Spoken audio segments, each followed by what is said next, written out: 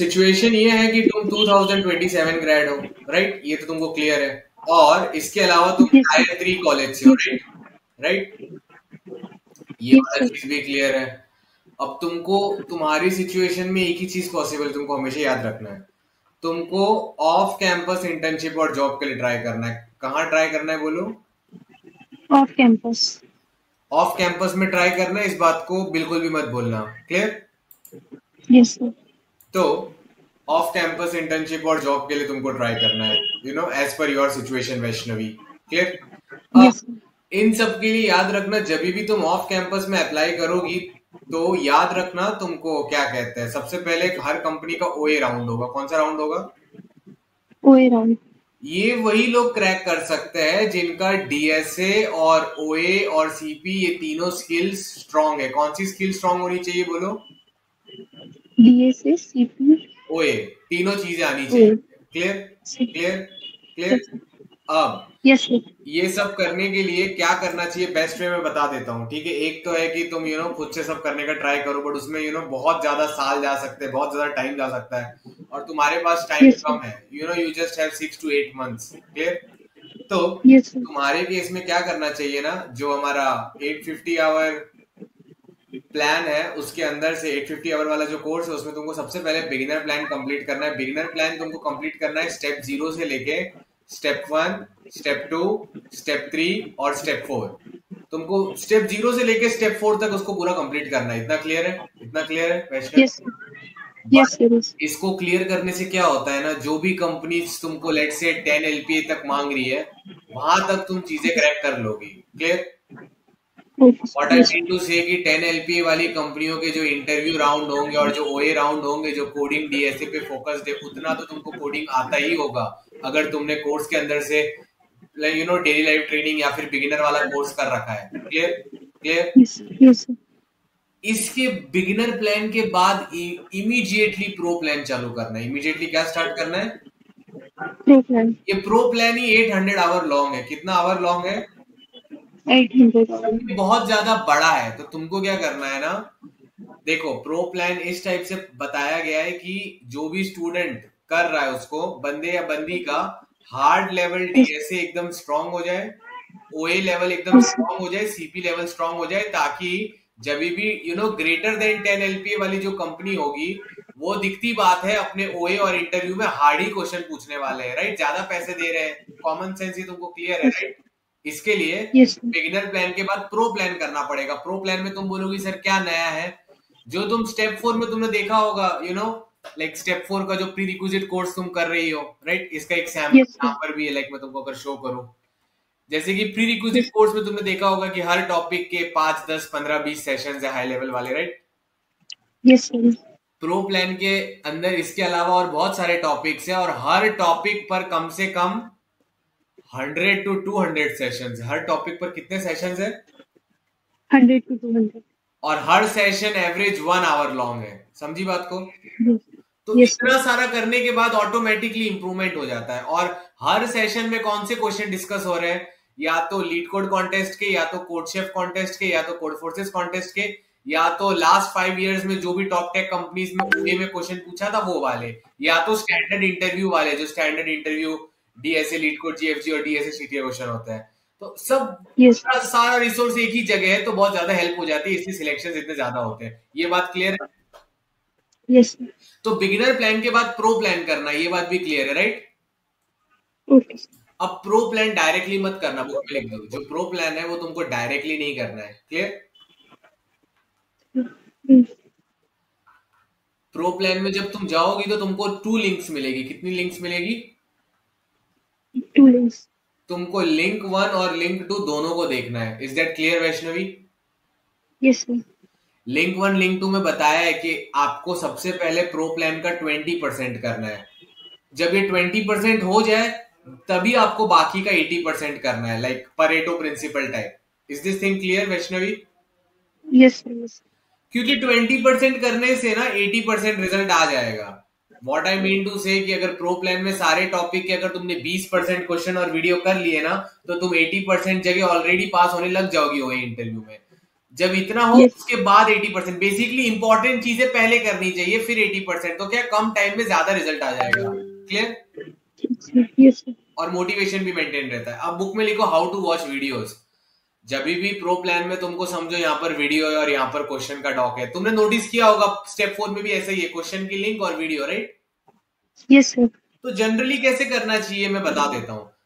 जब तुम step Yes. 4 के अंदर हो तब तो तुमको पूरी वीडियो देख के डीपली समझना चाहिए, फिर डॉक को खोल के क्वेश्चन पढ़ के कोड लिखना चाहिए। ये इस प्रोसेस तो तुमको समझ में आता है, राइट? सर मतलब पहले क्वेश्चन देख के खुद से ट्राई करना है, फिर वीडियो देखना है या? नहीं नहीं नहीं नहीं नहीं, फिलहाल तुम बिगिनर प्लान के स्टेप 4 में हो। बिगिनर प्लान के किसके अंदर हो? स्टेप 4। तो जब स्टेप 4 में हो तो तुम बिगिनर हो, तुमको चीजें लर्न करनी है। क्या करनी है? लर्न करना है। तो लर्निंग फेज में सारे वीडियो देखने का, आंसर आता है फिर भी वीडियो देखने का। क्लियर? सर वीडियो एक्चुअली देख के तो स्टेप 1 में हैकर रैंक वाले में भी यही हो रहा था, मैं खुद से ट्राई करने का, क्योंकि मैंने पहले थोड़ा खुद स्टार्ट से नहीं किया। किया जाता, वीडियो देख के तो आंसर आ जाता होगा, राइट? यस और नो? हाँ, जहाँ अटक जाती थी वहां एंड में जाके वीडियो देखती थी, पर पहले अभी खुद ऐसा से मत करो। स्टेप 4 में तुम सारी चीजों के वीडियो खुद ही पूरे देख लिया करो। क्लियर? स्टार्टिंग से। क्लियर? वीडियो देखने के बाद तुमको सब समझ आ गया, कोड लिख लो। कभी कभी कुछ प्रैक्टिस क्वेश्चन दिए होंगे, वो खुद से कर लिया करो। फिर खुद से रिलेट करके। ठीक है? अब कब वीडियो देखना छोड़ना है बुक में लिखो, प्रो प्लान में। जब प्रो प्लान में आओगी तब से वीडियो देखना बंद। क्लियर?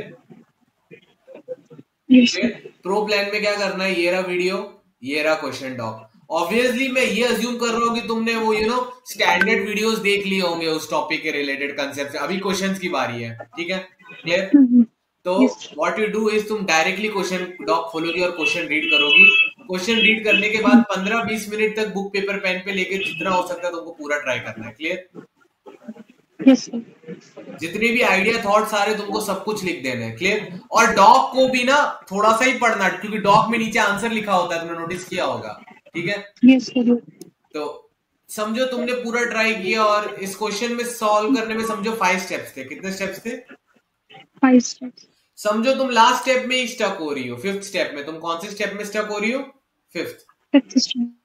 तो तुमको क्या करना है ना, पहले तो डॉक खोल के देखना है 5th स्टेप का लॉजिक लिखा है क्या। अगर समझ आ गया तो ठीक है, समझ के कोड करके आगे बढ़ो। क्लियर?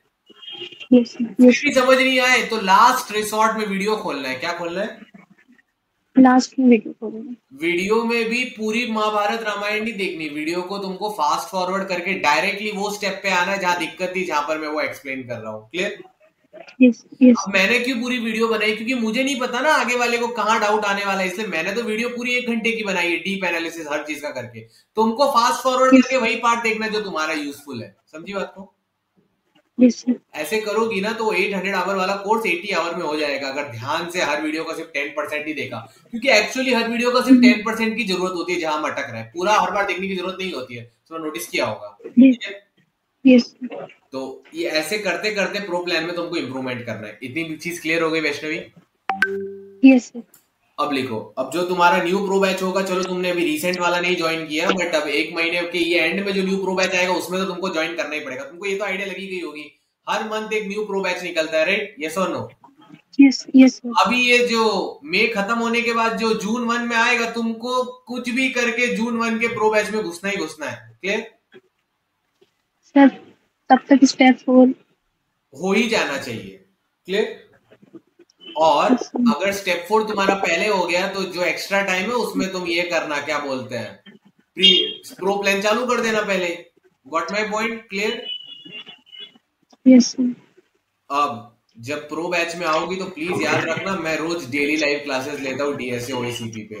Got it? तो कोर्स पे डिपेंड नहीं होना है, मेरी रोज क्लास में आना है। तुम अब तक मेरी क्लास में इसलिए नहीं आ पाए क्योंकि तुम बिगिनर बैच में थी। प्रो बैच में रोज मैं पढ़ाता हूँ, ये बात तुमको पता ही होगी। ठीक है? यस।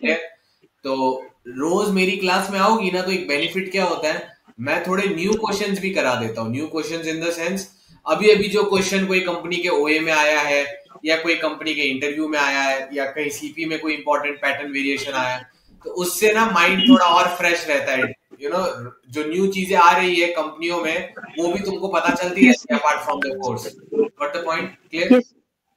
तो याद रखना, जब मेरी क्लास में रोज आओगी तो अटेंडेंस मेंटेन करना, और जब भी एब्सेंट हो जाती हो तो रिकॉर्डिंग मिल जाती है और डॉक मिल जाता है, उसको कर लेना। और वो भी उसके अलावा हर क्लास के बाद कोड सबमिट करना है नेक्स्ट डे, भले ही तुम एब्सेंट थी कि प्रेजेंट थी, तुम्हारा असाइनमेंट यही होगा कि कोर्स के साथ साथ जो सर ने डेली पढ़ाया है उसका भी तुमको नेक्स्ट डे कोड सबमिट करना है, ताकि तुम्हारा चीजें इंप्रूव होती जाए। क्लियर? Yes sir. अब नेक्स्ट चीज लिख दो, ये सारी चीजें तो चलो क्लियर हो गई। अब टायर 3 कॉलेज स्टूडेंट के लिए ये सब तो करना है। अब लिखो side by side start improving leet code profile. पहले लीड कोड प्रोफाइल इंप्रूव करो, फिर धीरे धीरे code chef, code forces. Clear? पहले तुमको लीड कोड जीएफजी प्रोफाइल ही इंप्रूव करनी है। पहले तो तुम्हारा अभी हैकर रैंक इंप्रूव हो गया होगा 5 स्टार। अब धीरे धीरे जब साइड में एक्स्ट्रा टाइम मिलता है तो लीड कोड पे 500 प्लस क्वेश्चन रीच करो, जीएफजी पे 500 प्लस क्वेश्चन रीच करो, फिर कोड शेफ, कोड फोर्सेस में नंबर ऑफ क्वेश्चन अच्छे रीच करो। फिर 3-4 महीने बाद जब तुम अल्ट्रा प्रो बैच में आओगी तब तुमको रेगुलरली सब पे कॉन्टेस्ट देना चालू करना है, leet code, code chef, code forces, head coder वगैरह वगैरह वगैरह। क्लियर? यस। क्योंकि जब उनपे रेटिंग इंक्रीज होती है तो अच्छा दिखता है, रिक्रूटर इजीली शॉर्टलिस्ट करता है और तुमको भी तुम्हारे अंदर कॉन्फिडेंस होता है कि ओए इंटरव्यू में कुछ भी आए मैं कहीं ना कुछ सेटिंग करके पास हो ही जाऊंगी, मुझे क्या कहते हैं, मेरा बेस नॉलेज लेवल बहुत हाई है।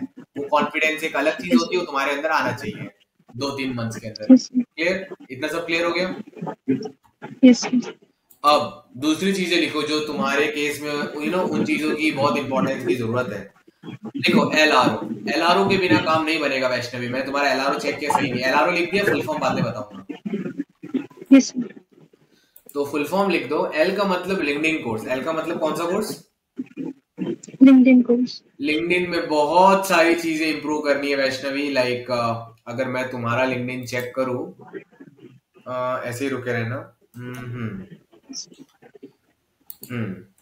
तो देखो यार, लिंक्डइन में पहली बार डीपी अच्छी, नो प्रॉब्लम। बैकग्राउंड डीपी में डीएसए डेव का पिक लगाओ। टाइटल में बहुत सारी चीजें नहीं डाली है, सही से डालो, लिंक्डइन कोर्स में दे रखा है। क्लियर?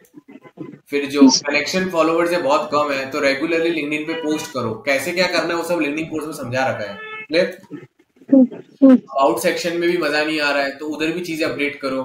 फिर यहाँ पर देखो ये सब निकाल दो, कंटेंट को, हेड और मैनेजमेंट, ये सब निकाल दो। इसकी जगह डालो एसडी इंटर्न। क्या डालोगी?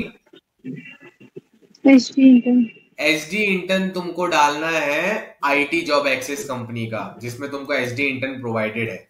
अब इसका मतलब क्या है, समझो बात को। मतलब ये है recruiters, off campus recruiters and employees and employers see that you have SD internship or mentioned on your LinkedIn resume, it increases the value. Clear Vaishnavi?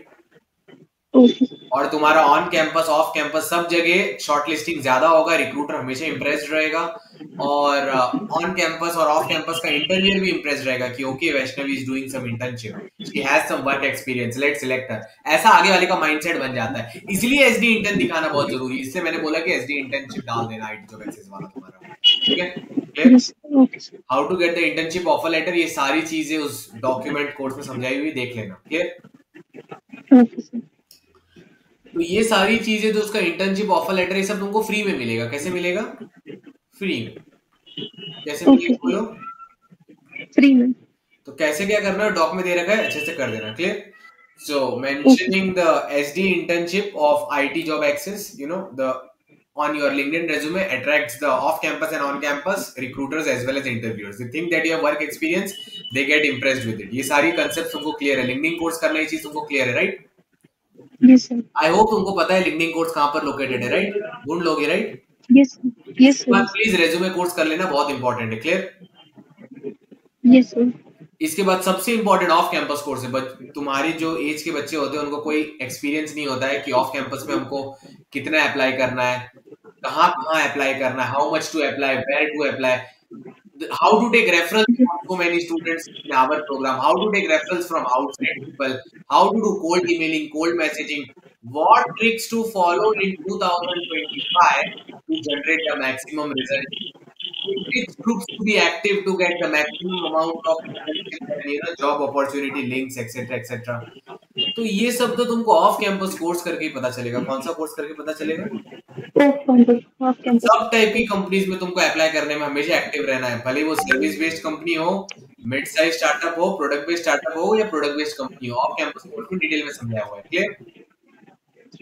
Saturday Sunday तुम्हारा ऑफ कैंपस ट्रेनिंग जाना भी बहुत बहुत ज्यादा इंपॉर्टेंट है। Is that clear? Yes sir. ठीक है, ये भी हो गया, डेली लाइफ ट्रेनिंग भी क्लियर हो गया, Saturday Sunday off campus job search training भी क्लियर हो गया। चलो ठीक है, अब एलआरओ क्लियर है, राइट? Yes sir. अब डेवलपमेंट की बात करेंगे। किसकी बात करेंगे? डेवलपमेंट। तो देखो, जो डेवलपमेंट में आपको जो केस है, ध्यान से सुन लो। देखो, अब जो करंट सिचुएशन है उसमें तुमको क्या करना है कि एक रिएक्ट का अच्छा खासा प्रोजेक्ट डालना है रेज्यूमे में, क्लियर? ओके। और यहाँ पर 2 मन के अच्छे खासे प्रोजेक्ट डालने हैं रेज्यूमे में, क्लियर? Yes sir. अब ये जो डेव मेंटर है वो तुमको ये सैटरडे को मिलेंगे मेरे साथ, डिटेल में समझाएंगे कौन से यूनिक प्रोजेक्ट्स कैसे कैसे डालने हैं, ताकि बहुत अच्छा दिखे रेज्यूमे, क्लियर? Yes sir. हमारे डेव कोर्स को भी तुमको करना चालू करना है, उसमें बहुत सारा रिएक्ट और मन के प्रोजेक्ट वीडियोस और सब कुछ दे रखा है, क्लियर? ये सर मैंने स्टार्ट किया था, बट वो HTML और CSS ही हो पाया, मतलब CSS हाँ, में कोई थोड़ा बात नहीं, बचा। धीरे धीरे तुमको एंड तक करना है 1 रिएक्ट और 2 मन, क्योंकि उसके अंदर ना live end to end domain लेकर होस्टिंग के साथ पूरा दे के रखा है, क्लियर? Yes sir. फिर हाँ, ये वाली चीजें करनी है अब। और यहाँ पर SD इंटर्न एक्सपीरियंस, क्लियर? ये वाली चीज तुमको क्लियर है, राइट? Yes sir. अब यहाँ पर अच्छे अच्छे कोडिंग के जो भी तुम्हारे प्रोफाइल्स है तुमको ऐड करने याद से, ये वाली चीजें भी याद रहेंगी, राइट? रेज्यूमे जब बन जाएगा तो प्लीज मुझे रिव्यू के लिए भेजना याद से, ठीक है? Yes sir. अब रही बात डेव की, तो तुमको समझ आ गया, 1 रिएक्ट और 2 मन। तुम्हारी ब्रांच कौन सी है कॉलेज में? Sir electronics and telecommunication. ठीक है, 1 रिएक्ट और 2 मन रख लेना, बट जब फाइनल ईयर में आओगी ना, तब तुम एक काम यस कर सर। सकती हो, 2 मन के साथ 2 जावा स्प्रिंग बूट रख सकती हो। अभी जावा स्प्रिंग बूट 2 प्रोजेक्ट की जरूरत नहीं है, फिलहाल के लिए 1 रिएक्ट यस 2 मन काफी है, क्लियर? क्लियर? अब सर। ये वाली चीज हो गया, बुक में लिखो, please do CS fundamental course. ये बहुत इंपॉर्टेंट है, इलेक्ट्रॉनिक वाले बच्चों को ये चीजें नहीं पता होती जनरली, क्लियर? Yes sir. अब CS फंडामेंटल कोर्स के अंदर क्या आता है? Oops, DBMS, OS, CN SQL। रात को 2-3 बजे भी उठा के पूछा जाए तो तुमको पूरा रोड मेमोराइजेशन रट्टा होना चाहिए इस चीज का। Oops, DBMS, OS, CN SQL का कोई भी टॉप 100 इंटरव्यू क्वेश्चन आंसर तुमको पूछे, तुमको आंसर आना चाहिए। Like what is virtual function in C++, what is polymorphism, what is 1NF, 2NF, 3NF, what is DBMS and all. ये सब तुमने सुना जरूर होगा, राइट? Yes sir. बट तुमको मेमोराइज करना है, क्योंकि इलेक्ट्रॉनिक्स वालों को ये अलग से वो लोग पढ़ते नहीं है, CS वालों को तो इंजीनियरिंग में ही पढ़ा दिया जाता है सब, क्लियर? Yes sir. तो oops, DBMS, OS, CN SQL तुमको याद से मेमोराइज करना है, ये चीज क्लियर है? Yes sir. अब सबसे इंपॉर्टेंट चीज देखो, every Sunday give personal update to Kumar के सर। हर संडे रात को 10 बजे पर्सनली मैसेज या कॉल करके तुमको बताना है मुझे कि तुमने कितना काम किया, ताकि मैं तुम्हारा परफेक्टली ट्रैक कर पाऊँ कि तुम सही से काम कर रही हो कि नहीं कर रही हो as per your final goal, clear? Yes sir. ठीक है, ये भी लिख दिया, ये भी लिख दिया। अब दूसरी चीज क्या थी? हाँ, तो ये भी हो गया। अब बुक में लिखो, क्या कहते हैं, LRO, हाँ, लिखो, please have faith in God, लिखा? Yes sir. Plus good health, लिख दिया? Yes sir. Plus good mindset, लिख दिया? Before any interview test contact Kumar के सर, ये भी क्लियर है, राइट? Yes sir.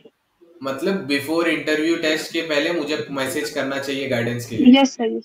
तो LRO वाला क्लियर है, DSA वाला क्लियर है, डेव वाला क्लियर है। अब तुम्हारा कम्युनिकेशन स्किल्स ठीक करना पड़ेगा। बुक में लिखो, please speak loudly and confidently in the interview. तुम्हारी आवाज बहुत धीरे धीरे आती है, गर्ल्स का जनरली इश्यूज होता ही है, तो तुमको इंटरव्यू में थोड़ा जोर से बोलने का प्रैक्टिस करना है, clearly and loudly and confidently. तो यस सर जोर से बोल के दिखाओ मुझे। Yes sir. ऐसा ही इंटरव्यू में क्लियरली जोर से बोलना, अंडर कॉन्फिडेंट आवाज नहीं आनी चाहिए, क्लियर? Okay sir. तो इसके लिए क्या करना है ना, एक नॉन कोडिंग सेशन है, कोर्स में खुद से ढूंढ लेना कहां पर है non coding session, clear? Okay sir. इसको please 34 to 54 minute timestamp देखो, ये बहुत सारी ट्रिक्स बताता है कि भाई इंटरव्यूअर को कैसे इंप्रेस करना है, भले ही हमको आंसर आता हो या ना आता हो, और HR मैनेजर को कैसे इंप्रेस करना है, क्लियर? Yes sir. लिख दिया ना, नॉन कोडिंग सेशन ढूंढ के देख लेना, 34 to 54 मिनट टाइम स्टैम्प।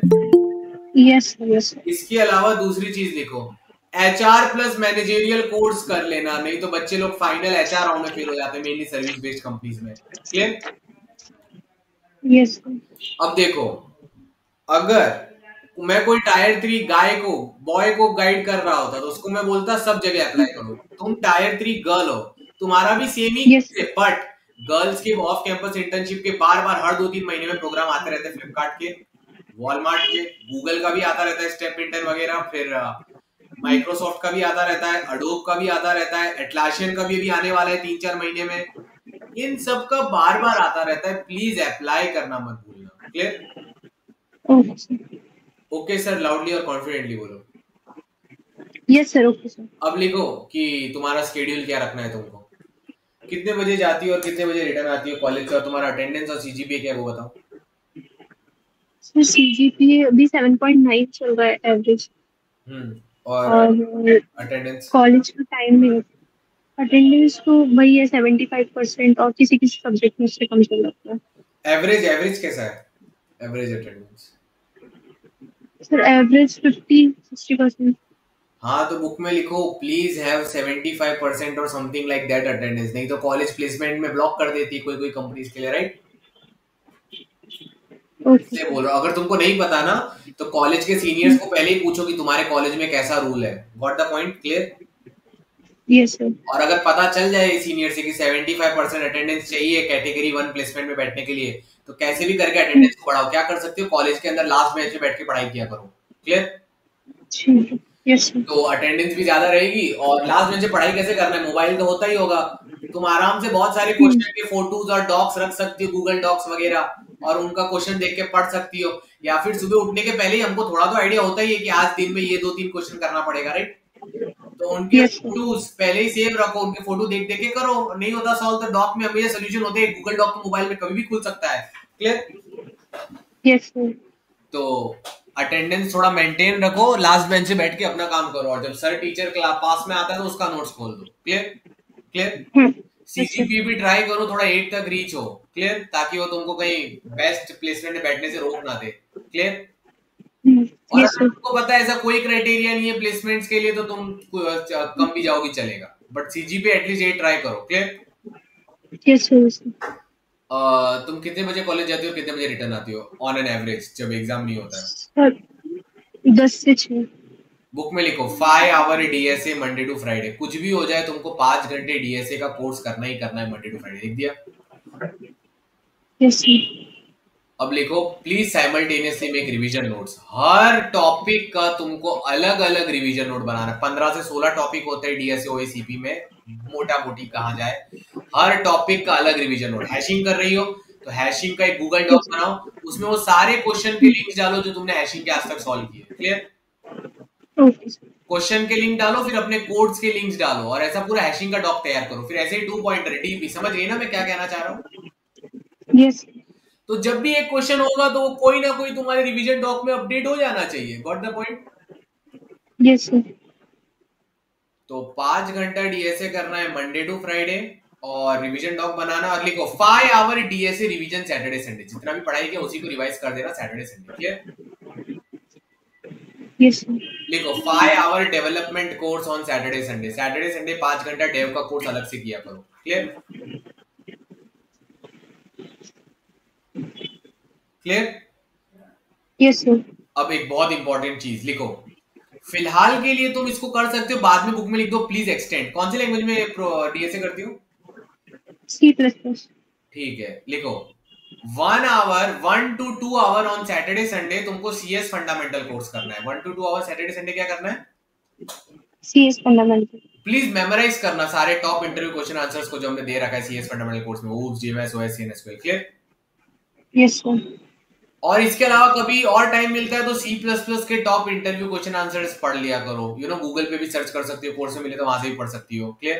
क्योंकि वो तुमको इंटरव्यू पूछेगा what is your favourite programming language, तुम बोलोगे C++, तो दिखती बात है C++ में क्वेश्चन पूछ सकता है आगे वाला। क्लियर? Yes sir. तो 1 से 2 घंटा सीएस फंडामेंटल कोर्स कब करना है? सिर्फ सैटरडे संडे को। इसी के अंदर C++ मिक्स कर सकते हो। क्लियर? Yes sir. बुक में लिखो daily 1 to 2 hour CS fundamental course करना है as the placements approach near. जब तुमको लगे कि भाई कंपनी का इंटरव्यू आ रहा है या फिर तुमको पता इंटरव्यू आ रहा है, तो फिर तो रोज 1-2 घंटा सीएस फंडामेंटल पढ़ना लग जाना। क्लियर? Yes sir. इतना सीएस फंडामेंटल पढ़ो कि exam, CS fundamental is memorisation, तो तुमको बस रट्टा मारना था कि एग्जाम इंटरव्यू के पहले रिवीजन हो जाए सही से। क्लियर? तो जितना इंटरव्यू दूर है तब तक सिर्फ सैटरडे संडे को ही सीएस फंडामेंटल, जब इंटरव्यू पास में आएगा तो बढ़ाना पड़ेगा सीएस फंडामेंटल। क्लियर? यस हर कंपनी का सिस्टम अलग होता है। हर कंपनी का क्या अलग होता है? सिस्टम अलग होता है। तो जो less than equal to 10 LPA वाली कंपनी है ना, वो तो इंटरव्यू में भर भर के सीएस फंडामेंटल ही पूछेंगे ना, 80-90% यही आने वाला है। क्लियर? यस और 10 to 20% कोडिंग वाला। इसका तो ये नहीं कि 10-20% कोडिंग, वो इतना इजी कोडिंग क्वेश्चन पूछेंगे इंटरव्यू टेस्ट में कि तुमको 10-20% ही फील होगा। क्लियर? यस जो ग्रेटर देन 10 LPA कंपनी है, जो product based startup, product based company जो भी है, इनका 80% एटलीस्ट डीएसए कोडिंग ही होगा। इंटरव्यू टेस्ट सब जगह कोड लिखा है। क्लियर? यस अब इसके अलावा होते हैं मिड साइज स्टार्टअप्स। क्या होते हैं? Mid size startup. इनको डीएसए सीएस फंडामेंटल दोनों से मतलब नहीं है। इनको चाहिए होता है कि तुम डेव के इंटरव्यू क्वेश्चन आंसर्स के जवाब दे पाओ, एचटीएमएल के बारे में जवाब दो, सीएसएस, जावास्क्रिप्ट, रिएक्ट के बारे में जवाब दो, इन डेव के थोड़े बहुत कोड स्निपेट्स लिख के बताओ। इसके लिए बोलता हूँ डेव कोड करना है। कभी यहाँ से इंटरव्यू आ गया तो ये तो डेव में घुसेंगे, बट ये एकदम सेपरेट होती है। जब इनका इंटरव्यू देने जा रहे तो उनको पता चल जाएगा कि भाई ये तो ये कैटेगरी वाली कंपनी है। समझी बात को? कॉलेज में तुम सारी की सारी less than equal to 10 LPA वाले आने वाली है, ठीक है? और जो तुम्हारा ड्रीम कंपनी वो ये वाला है, तो डीएसए सीएस फंडामेंटल तो आना ही चाहिए। क्लियर? फिर सीएस फंडामेंटल। अब याद रखना, धीरे धीरे सारी प्रोफाइल्स इंप्रूव करनी है। जब टाइम मिले तो गिटहब कोर्स करके गिटहब प्रोफाइल भी इंप्रूव करो। डेव मेंटर के साथ कांस्टेंट टच में रहो तुम। ये सैटरडे डेव मेंटरिंग का सेशन होगा 2 बजे, लिंक भेजेंगे, आ जाने आज से। क्लियर? क्लियर?